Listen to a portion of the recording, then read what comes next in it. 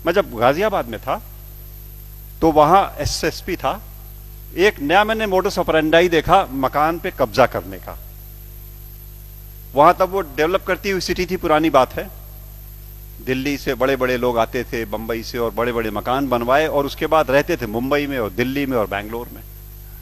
खाली मकान में एक आदमी ने, मैंने मान लीजिए, एक मुकदमा लगाया, राहुल जी को दूसरा फरीक बनाया और कोर्ट में यह दायर किया कि ये मेरा मकान है, राहुल जी ने कब्जा कर लिया।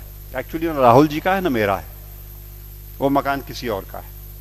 और मैंने एक फर्जी कागज लगा करके पेश कर दिया कोर्ट में मुकदमा। कभी कभी जज भी मिले हुए थे। 3-4 महीने हम दोनों ने कागज पत्तर कोर्ट में पेश किए, दिखाए। उस आदमी को पता ही नहीं जिसका मकान है कि उस पर मुकदमा लग गया है। 2 क्लेमेंट्स खड़े हो गए और 3-4 महीने बाद राहुल जी ने कंसीड कर लिया कि हाँ साहब मुझसे गलती हुई, मकान तो इन्हीं का है। कोर्ट ने आदेश कर दिया मेरे नाम पे कि वो मकान इनका है।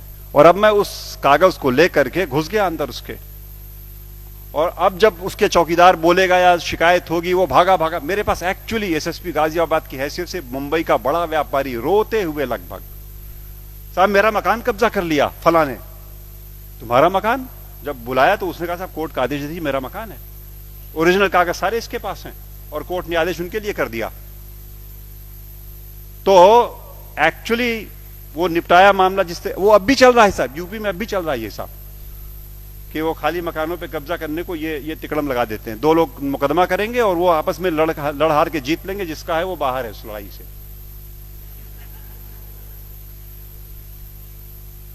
आपसे ये कहता हूं कि वो वही लड़ाई आज चल रही है। ये जो स्यूडो सेक्युलरिस्ट हैं, जो सेक्युलर लोग हैं, उन्हें सेक्युलरिज्म के बारे में नहीं पता, और जो धार्मिक लोग हैं उन्हें धर्म के बारे में नहीं पता। लेना देना नहीं उनका इससे कुछ भी। वो अपनी जो उनकी सत्ता की होड़ में जो कुछ हो रहा है सो हो रहा है, और उस होड़ में मकान हमारा आपका जा रहा है। मकान हमारा आपका जा रहा है। ये इस देश, इस समाज में जो कुछ हक हमारे थे, वो हम सब लड़ाई झगड़े में सरेंडर किए बैठे हैं, क्योंकि हम गाफिल हैं। हम ये जानने को तैयार नहीं हैं कि हमारा धर्म क्या है, हम क्या है, और ये लड़ाई किस बात की है। बराए मेहरबानी ये और जो धर्म के और सेक्युलरिज्म के ठेकेदार दुनिया भर के परिभाषाएं फैला रहे हैं, एक बार उन्हें रोक करके हम अपनी परिभाषाएं समझ करके उनके सामने रखें तो शायद ये बात रुक पाए। मुझे तो और कोई तरीका दिखाई नहीं पड़ता है आपके बीच में आकर के, इसलिए मुझे अच्छा लगा।